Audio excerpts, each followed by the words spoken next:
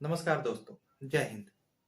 एक 26 साल की ऐसी महिला जिसके ऊपर जिहाद का इतना खून सवार था, जो जिहाद के लिए शहीद होना चाहती थी, 14 महीने के अपने मासूम से बच्चे को लेकर सीरिया पहुंच गई और सीरिया पहुंच के वहां पे आईएसआईएस में शामिल हो गई। जैसा कि हम सबको पता है, आईएसआईएस दुनिया का सबसे खतरनाक टेररिस्ट ग्रुप है। हमने न्यूज पे भी जैसे देखा है कि वेस्टर्न जो मीडिया होते हैं या वेस्टर्न जो आदमी होते हैं, उनको वो कैसे कत्ल करते हैं, उनकी कैसे गर्दनें काट देते हैं और फिर उनकी वीडियो वायरल कर देते हैं। उस ग्रुप में ये महिला ब्रिटेन से तुर्की गई। तुर्की के रास्ते फिर वो सड़क के रास्ते सीरिया पहुंच गई।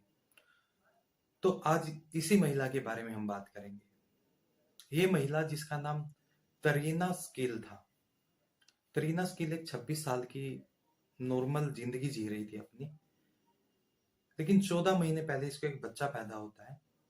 उसके बाद ये जो ऑफिस में काम करती थी, हेल्थ वर्कर थी, वहां से छुट्टी ले लेती है और छुट्टी लेने के साथ साथ बच्चे का पालन पोषण करती है। लेकिन इसका हस्बैंड जो ये बताती है कि मैं मानसिक तौर पे, जब मेरा मानसिक संतुलन बिगड़ा, मेरा उसी टाइम पे मानसिक संतुलन बिगड़ा, क्योंकि मुझे कोई टाइम नहीं देता था। मैं सारा दिन फोन पे लगी रहती थी, फेसबुक पे, इंस्टा पे, ट्विटर पे, सोशल मीडिया पे ज्यादा एक्टिव रहने लगी। तो उसी दौरान ये आईएसआईएस के जो एजेंट होते हैं उनके संपर्क में आई। मुस्लिम महिला थी, तो उन्होंने बरगलाना स्टार्ट कर दिया कि जिहाद के लिए जियो, जिहाद के लिए मरो तो जन्नत नसीब होगी। तो ऐसे ऐसे इसका माइंड वॉश करना उन्होंने शुरू कर दिया। जब इसका बच्चा 14 महीने का हुआ, तो ये अपने घर पे अपने जो दोस्त है, जो इनका हस्बैंड है, उसको बोल के गई कि मैं तुर्की पे छुट्टियों के लिए जा रही हूँ, थोड़ा दिन माइंड फ्रेश हो जाएगा। तो ये तुर्की तो पहुंची। तो तुर्की पहुंचने के बाद इसने अपना फोन वगैरह सब कुछ बंद कर दिया। वहां से फिर ये सड़क के रास्ते सीरिया बॉर्डर क्रॉस किया और बॉर्डर क्रॉस करके जो आईएसआईएस की राजधानी मानी जाती थी, रक्का, वहां पहुंच जाती है और वहां पे जाके आईएसआईएस ज्वाइन कर लेती है और साथ में ही इनका 14 महीने का बेटा होता है। फिर ये वहां पे अपनी दूसरी आईडी बनाती है, फेसबुक पे, ट्विटर पे। वहां पे आईएसआईएस के झंडे पोस्ट करती है, अपनी जो एक नकाब पहनी हुई, अपने बेटे को नकाब पहनाया हुआ, जैसे आईएसआईएस के लड़ाके होते हैं, जो उग्रवादी होते हैं, आतंकवादी होते हैं, वो पहन के जो मर्डर वगैरह करते हैं उनको देखते ही हैं हम। तो वही सेम कपड़े ये पहनी दिखाई देती है, हाथ में AK-47 होती है। तो ये सब चीजें चल रही होती हैं। फिर 2-3 महीने के बाद जब सोशल मीडिया पे इनके घर वालों को पता चल जाता है कि ऐसे ऐसे ये तुर्की के लिए गई थी और वहां से ये सीरिया चली गई और वहां से आईएसआईएस में शामिल हो गई है, तो पूरी मीडिया में खबर चलती है। जो पुलिस होती है, जांच एजेंसियां होती है, वो अलर्ट हो जाती हैं। फिर ये 3 महीने बाद ये वापिस लौटती है। अब वापिस लौटती है तो वीजा लगवाना है। अगर दूसरे देश से हम गए हैं और आ रहे हैं, तो एयरपोर्ट अथॉरिटी को भी पता चल जाता है, पहले ही अलर्ट पे थी, तो इसको एयरपोर्ट पे गिरफ्तार कर लिया जाता है। और जब इसको कोर्ट में पेश किया जाता है, तो इसको कोर्ट में जब पेश करते हैं तो ये एक दलील देती है कि मेरे मानसिक संतुलन सही नहीं थे और मुझे नहीं पता था कि आईएसआईएस इतने खतरनाक है, तो मैं तो ऐसे ही चली गई थी और मुझे नहीं मालूम था, ये मेरी गलती नहीं है। मैं मतलब एक तरीके की मासूमियत दिखा रही थी वो।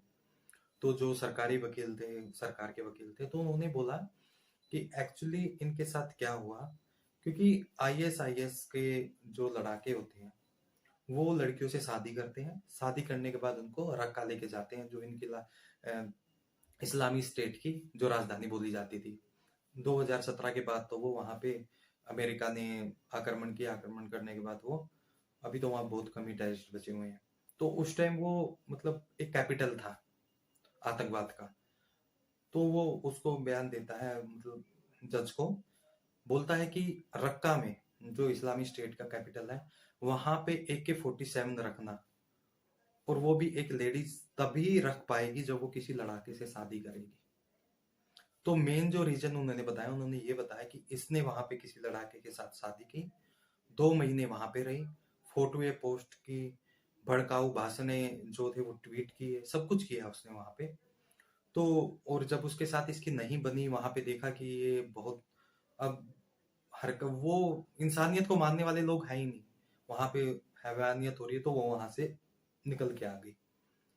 तो जब उनसे इस बारे में पूछा जाता है, क्योंकि उसने अपने फोन से भी सब कुछ डिलीट कर दिया था, फोटो वगैरह, फिर बाद में वो रिकवर किए गए एजेंसी के द्वारा, तो उसमें सारे फोटोज निकल के आए जो AK-47 के साथ थी, अपने बेटे को नकाब पहनाए हुए। तो उससे जब जज ने पूछा कि तुमने मतलब तुम इतना झूठ क्यों बोल रही हो, तुम ये खुद से ही तो तुम दिख रही हो कि फोटो में तुम हो AK-47 लिए।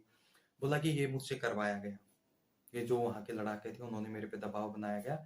जब मैं तुर्की उतर के मैं कहीं पे घूमने जा रही थी, वहां से मुझे किडनैप कर दिया गया और किडनैप करके वहां से मुझे सीरिया ले जाया गया। जब इस बात की भी जब जांच हुई, तो तब ये भी बात उसकी गलत पाई गई कि वहां से ऐसा कुछ नहीं हुआ था।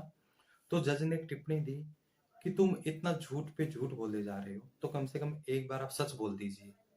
तो तब उसने एक चीज बोली कि मैं मानसिक तौर पे इतनी परेशान हो चुकी थी कि मैं इतना अकेलेपन की शिकार हो चुकी थी कि इसी बीच में मेरा संपर्क ISIS के जो मीडिया सेल होते हैं, जो वहाँ के एजेंट होते हैं, उनसे हुआ।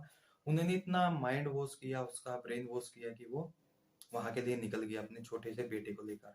और जाते हुए अपने पिताजी के लिए एक लाइन लिख के गई थी कि अगर तुम भी ISIS को खतरनाक मानते हो, उनको आतंकवादी मानते हो, तो मैं तुमसे भी कभी जिंदगी में बात नहीं करूंगी। मतलब इतना माइंड वॉश उसका कर दिया गया था। तो उसके बाद फिर उसको जब कोर्ट में पेश किया गया, कोर्ट में 15 दिन के अंदर ही उनको सजा सुना दी गई, 6 साल की उनको सजा हुई। वो भी इस पे कि सोशल मीडिया पे आपने भड़काऊ बयान दिए हैं, मतलब आतंकी घटनाओं को आपने प्रेरित किया है आगे, मतलब लोगों को उकसाया उस चीज के लिए। तो ये कहानी थी ऐसी औरत की जो ब्रिटिश की पहली ऐसी महिला थी जो ISIS के वहां से जाके वापिस आई। अगर दोस्तों आपको मेरा कंटेंट पसंद आए तो प्लीज सब्सक्राइब जरूर करना। धन्यवाद दोस्तों।